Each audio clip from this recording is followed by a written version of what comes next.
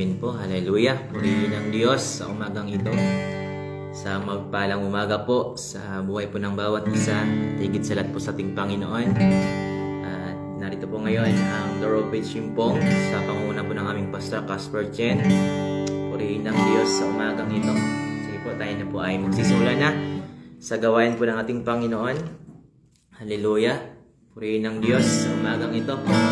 Sige po, bago po tayo umawit sa Panginoon, bago po natin handugan ng awitin ng Panginoon, tayo po muna ay magpuri at magpasalamat sa Diyos. Hallelujah, Jesus. We worship you, Lord. Thank you, Lord Jesus. Purihin kayo, Panginoon. Hallelujah. Salamat sa inyo, O Diyos, sa umagang ito. Hallelujah, Lord. Salamat sa inyong biyaya, Panginoon, na patuloy naming nararanasan. O Diyos, hallelujah, talagang karapat-dapat kayong purihin, Panginoon. Karapat-dapat kayong parangalan. Karapat-dapat kayong sasalamatan. Karapat-dapat kayong sambahin, O Diyos. Karapat-dapat kayong parangalan sa buhay namin. Hallelujah. Lord, salamat sa inyo sa umagang ito. We worship you, Lord Jesus. We worship you, Lord. Hallelujah. Purihin kayo, Panginoon. Tunay kayong mabuti, O Diyos. Tunay kayong tapat, Panginoon, sa buhay namin. Hallelujah. Thank you, Jesus. Hallelujah, Jesus. Sige po, tayo po umawit sa Panginoon. Awitin natin yung pagising sa umaga. Hallelujah. Thank you, Lord. Hallelujah sa inyo. Ayaw ko magkulang. Ayaw ko magkulang ng kapangyarihan nyo. Ayaw ko magkulang ng kabanalan nyo. Jesus, nakita kayo, tanging sandigan ko. Lakas ko ay nanggagaling sa inyo. Uling pagkakataon ko, hallelujah. Ayaw ko magkulang ng kapangyarihan nyo. Ayaw ko magkulang ng kabanalan nyo. Jesus, nakita kayo, tanging sandigan ko. Lakas ko ay gagaling sa inyo. Lakas ko ay nanggagaling sa inyo. Hallelujah. Lakas ko ay nanggagaling sa inyo. Yes, Lord. Hallelujah, Jesus. Thank you, Lord. Hallelujah. Purihin kayo, Panginoon. Dakilain kayo, Diyos, sa buhay namin, Panginoon. Tunay nga, Lord, na lakas namin, ang buhay namin, ang hininga namin, O Diyos, ay nanggagaling po sa inyo. Hallelujah, Jesus. Lord, salamat sa inyo sa umagang ito, Panginoon. Hallelujah, Jesus. We worship you, Lord. Salamat, Panginoon, sa umagang ito. Tunay kayong mabuti, Panginoon. Napakabuti niyo sa aming mga buhay. Napakadakila niyo, Panginoon, sa aming mga buhay. O Diyos, talagang hindi namin lubos na maunawahan ang iyong kadakilaan, ang iyong kabutihan sa buhay namin, O Diyos. Hallelujah. Lord, salamat po, Panginoon, sa umagang ito. Hallelujah. Karapat-dapat namin kayong purihin, Panginoon. At talagang nararapat namin kayong sambahin, Panginoon, sa buhay namin. Sapagkat tunay kayong mabuti at tapat, dakila sa lahat, Panginoon. Hallelujah, Jesus. We worship you, Lord Jesus. Hallelujah. Hallelujah. Dakilang Diyos, Ama naming nasa langit, Lord, pinupuri namin kayo at pinapasalamatan sa umagang ito. Salamat, Panginoon, sa pagkakataon muli, Panginoon. Salamat, O Diyos, na kami ay magkatipon dahil po sa inyong pangalan. Salamat, O Diyos, sa pagkakataon na ito, Panginoon, na kami ay mag-aaral ng inyong mga salita, O Diyos. Salamat sa pribilehiyong ito, Panginoon. Lord, salamat po. Purihin kayo, O Diyos, sa buhay namin. At sa umagang ito, Panginoon, kami patuloy na lubos nagpapasalamat sa panibagong buhay na pinagkaloob niyo po sa amin, panibagong kalakasan, pag-asa. Lord, salamat sa iyong biyaya sa aming mga buhay, O Diyos. Lord, salamat po sa umagang ito, Panginoon. Patuloy po namin inilapit sa inyo ang aming mga sarili, O Diyos. Ano man yung nasusupungan niyo po sa aming mga puso. Karumihan, kasalanan na nagawa namin sa inyo sa mga nagdang oras, Panginoon Lord. Nagpapalinis po kami sa inyo sa mga oras na ito at humingi po kami ng kapatawaran sa lahat ng nagawa naming kasalanan. Karumihan, humingi kami ng kalinisan, Panginoon, ng inyong banal na dugo, O Diyos, na bumuhos sa krus ng Kalbaryo, Panginoon. Ama, salamat po sa inyo, Panginoon. Hayaan niyo po, Lord, na maging karapat-dapat kami, maging kalugod-lugod kami, kaya-aya kami sa inyong paningin sa umagang ito. Masalamat po, Panginoon, maging sa aming pag-aaral ng iyong mga salita, Panginoon. Pangunahan niyo po kami, Banal na Espiritu, sapagkat apart from you, Panginoon, we can do nothing, Lord. Maging ako, Lord, na inyong gagamitin sa umagang ito, O Diyos. Bigyan niyo po ko ng karunungan at kaalaman na nagmumula sa inyo. Hindi po yung nais ko ang mahayag, kundi ang nais at kalooban niyo lamang po, Panginoon. Gamitin niyo lang po aking buhay, Panginoon. Huwag maging daluyan ang iyong mga salita, daluyan ng pagpapala at pag-asa. Maging encouraged po din po, Panginoon, sa buhay po ng bawat isa. Salamat po sa inyo at patuloy po namin inaangkin, O Diyos, ang pagsama po ninyo. At sa umagang ito, Panginoon, walang ibang maitaas, walang ibang maparangalan at madakila, kundi kayo lamang po, Panginoon. Masalamat po maging sa buhay din po, Lord, ng buhay ng bawat isa na nakiisa, Panginoon, sa live devotion na ito, Panginoon. Lord, bless you po sila. Buksan niyo po ang puso kaisipan, kailang pangunawa na sa ganun, Lord. Patuloy nilang maintindihan, maunawanan yung mga salita. At sa ganun, Panginoon, ito ay patuloy naming maisa pamuhay ng Diyos habang kami ay nabubuhay sa mundong ito. Masalamat po sa inyo, Panginoon. Ito po ang aming sa panalangin sa pangalan po ng aming Panginoong Hesus. Amen. Purihin po ang Diyos. Muli po mga kapatid, sa magpalang umaga po sa buhay pa ng isang mapagpaalang umaga po sa buhay ng bawat isa. At kami po nandito po kami sa lugar ng Taiwan. Door of Simpong po sa pangunguna po ng aming Pastor Chen. Ang aming Pastor Never Masaredo po. Purihin ng Diyos at hindi ko na po patatagalin at tayo na po yung mag-aral na po ng salita po ng ating Panginoon. Kung meron po kayong banal na kasulatan, tayo po yung makikipagbukas sa aklat ng Psalms or Salmo chapter 10. Verse 1 to 12. Amen po, purihin po ang Diyos. Nulit ko po sa aklat po ng Psalms or Salmo chapter 10 verse 1 to 12 po. At ako na lang po ang magbasa at pakisundan na lamang po ng inyong paningin. Sabi po dito, Panginoon, bakit parang kayo layo sa akin? Bakit sa panahon ng kaguluhan kayo ay nagtatago sa amin? Ang dukha ay pinahirapan ng masama at mayayabang. Sana'y mangyari din sa kanila ang kanilang masamang plano. Pinagmalaki nila ang kanilang masamang kagustuhan, pinupuri nila ang mga sakim, ngunit kinukutya ang Panginoon. Dahil ang kahambugan ng mga taong masama, binabaliwala nila ang Diyos at ayaw nila siyang lapitan. Ang kanilang pamumuhay ay laging matagumpay at hindi man lang sila nag-alala na sila iyong hahatulan. Hinamak nila ang lahat ng kanilang mga kaaway. Akala niya ay walang mangyayaring masama sa kanila at wala silang magiging problema. Sila'y lapastangan kapag nagsalita, sinungaling at mapagbanta. At sila na rin ang nagsasabi ng masakit at masamang salita. Sa lilib ng mga lugar, sila nagtatago at nag-aabang sa mga inosenteng sa kanilang papatayin. Naghihintay silang nakakubli na parang leon upang sakmalin at kaladkarin ang mahihirap. Dahil malakas sila, binabagsak nila ang mga kawawa hanggang sa hindi na makabangon. Sa verse 11 po, ang akala niya ay hindi sila papansinin ng Diyos at hindi niya nakikita ang kanilang mga ginagawa. Verse 12 po, Sige na Panginoong Diyos, parusahan niyo na po ang mga taong masama. Huwag niyong pababayaan ang mga inaapi. Purihin po ang Diyos sa umagang ito.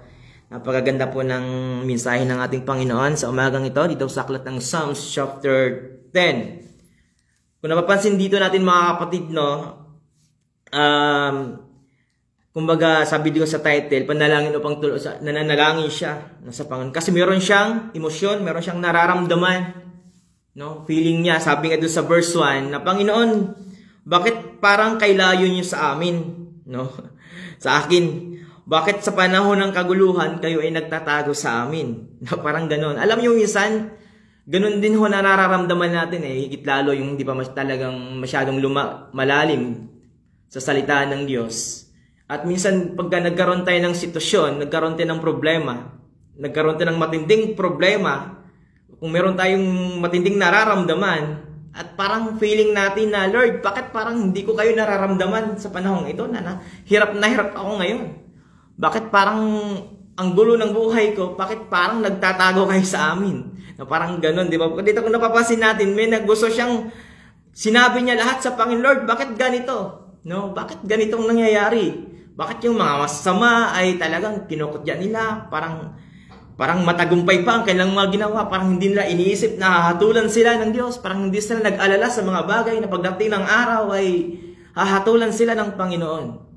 No? Kumbaga, nagtatanong siya sa Diyos, sinasabi niyang sa loobin niya sa pangsabi. Ano, meron tayong nakikitang mga bagay na, Lord, bawa, humahayo tayo.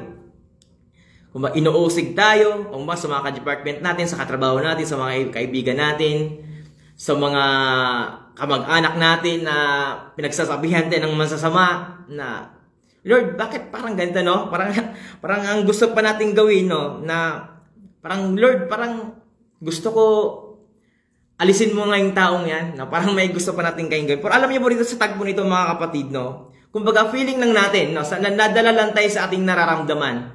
Nadadala lang po tayo sa ating emosyon. Na kung meron tayong mga pinagdadaanan sa buhay, na pero sa feeling lang po natin na parang ang layo sa akin, Lord. Parang hindi ko kayo nararamdaman, Lord. Parang nagtatago kayo sa akin. Parang iniiwasan niyo yata ako eh. Antindi na ako ng problema ko ngayon. Kailangan ko kayo. Parang ganun po. Pero alam niyo po mga kapatid, ito lang po lagi nating tatandaan na mahal tayo ng Diyos.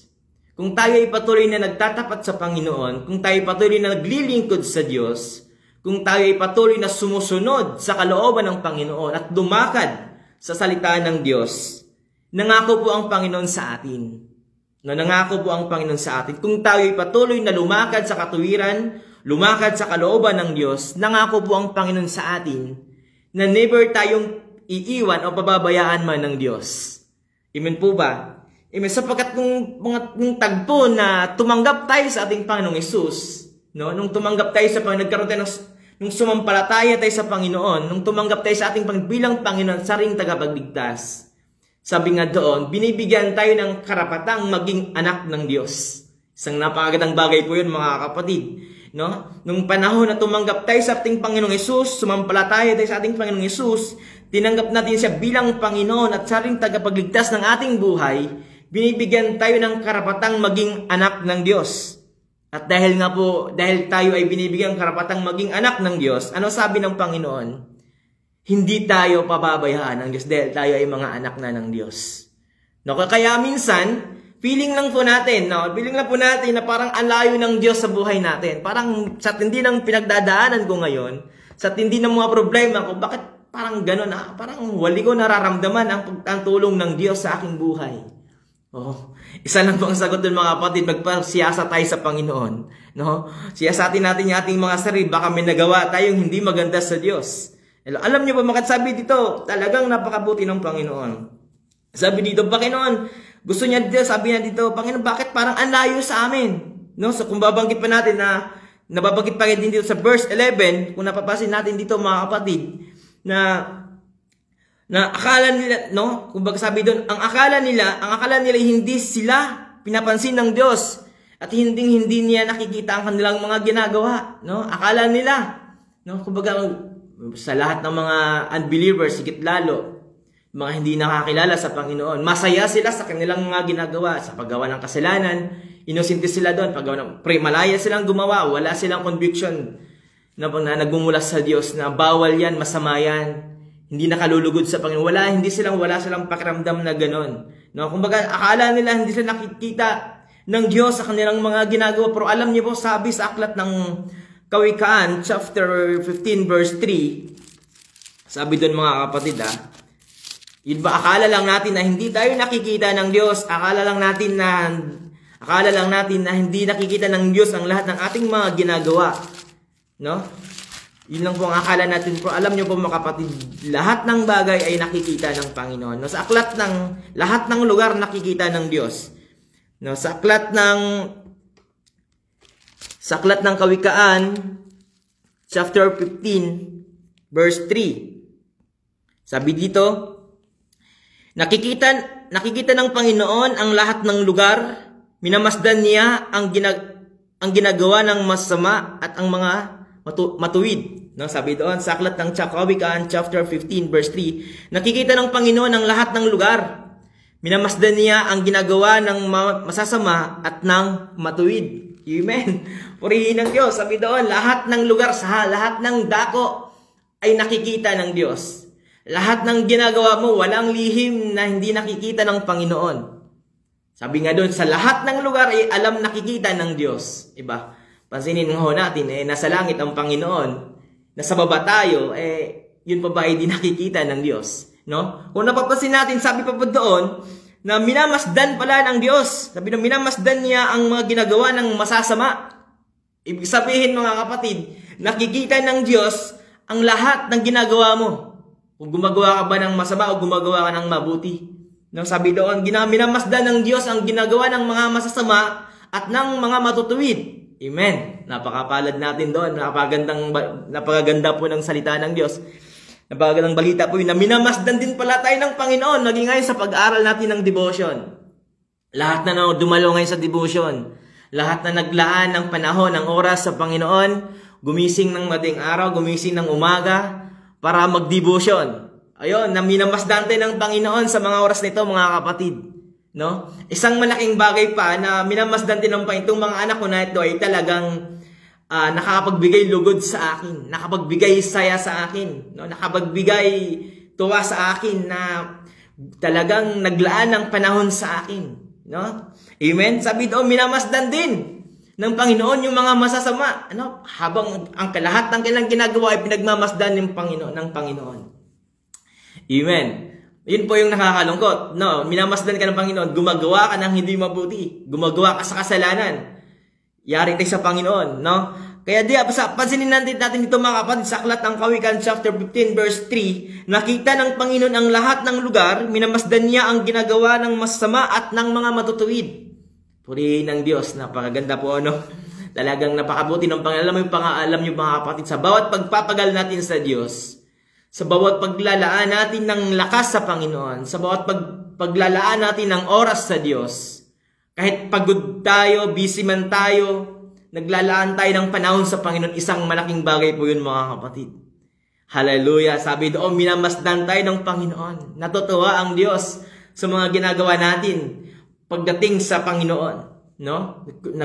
Nagbabible study tayo, umayo tayo, nag-aral tayo ng salita ng Diyos, gumagawa tayo ng mabuti, pinapagamit natin yung buhay natin sa Diyos, no?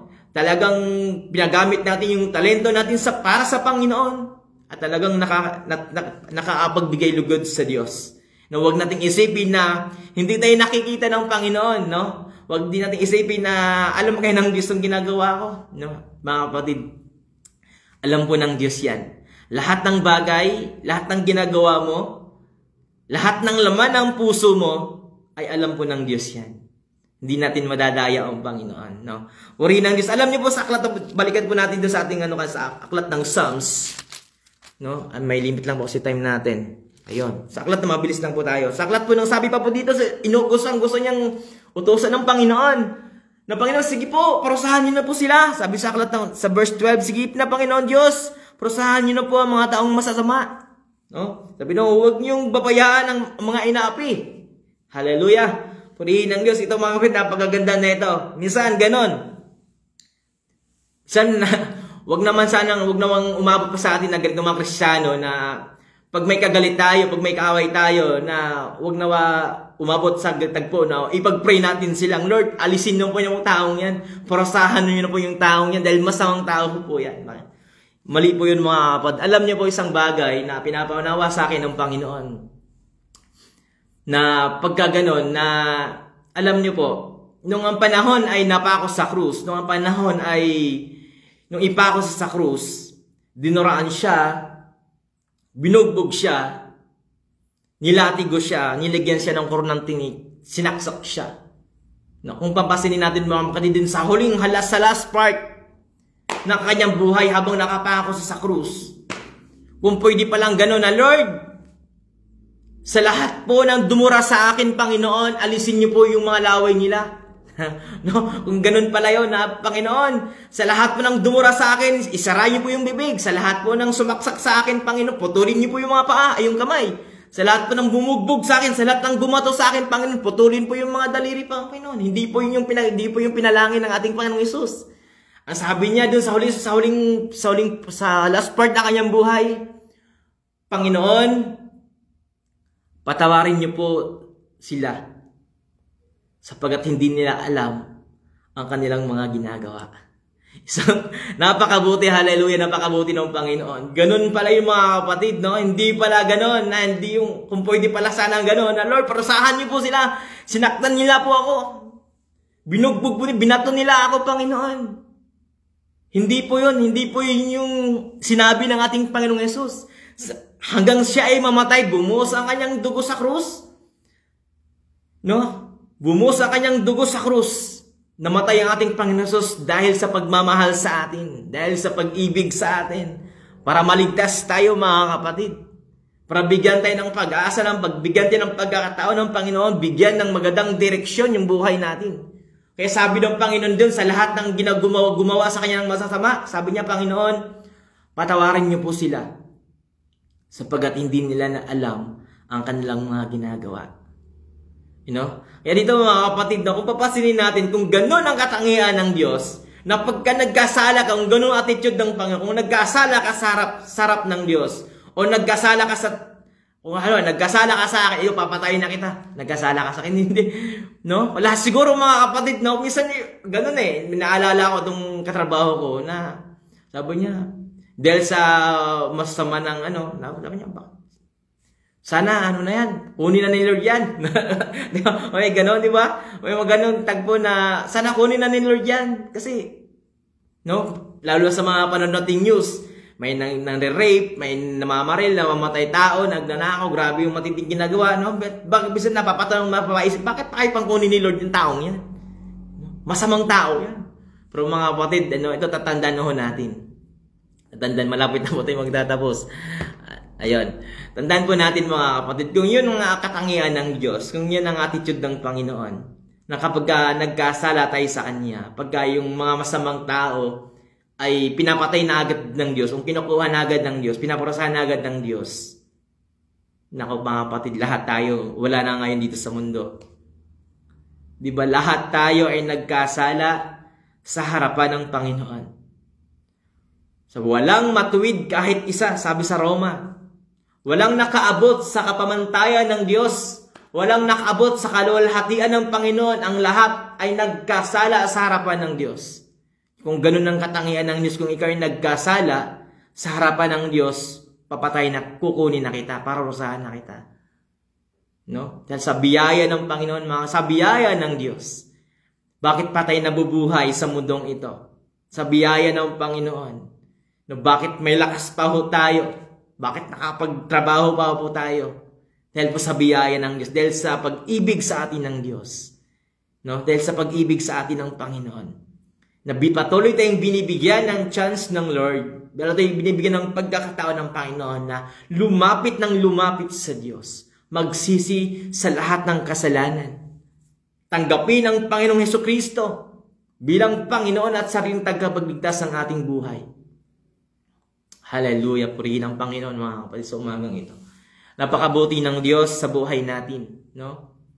Minsan ganoon, nasabi doon, nagkakaroon tayo ng emosyon, nagkaroon tayo ng nararamdaman.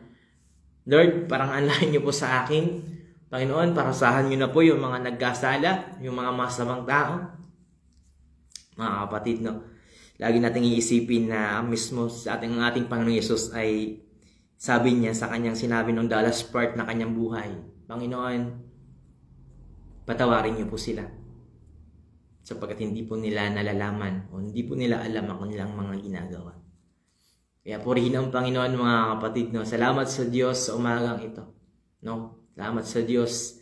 Talagang napakabuti ng Panginoon. Talagang sa lahat ay talagang sa biyaya at sa biyaya palagi. Lahat ay sa biyaya ng Panginoon. Regalo sa atin ng Diyos. No? Bakit yan nakagising pa? Bakit pa namulat pa ang ating mga mata? Dahil po sa biyaya ng Panginoon.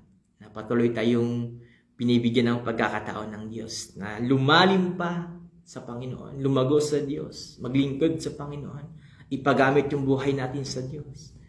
Sabihin, kumbaga, ipagtapat natin sa Diyos ang lahat. I-surrender natin sa Diyos ang lahat. Purihin ang Panginoon. Hallelujah. Hallelujah, Jesus. We worship you, Lord.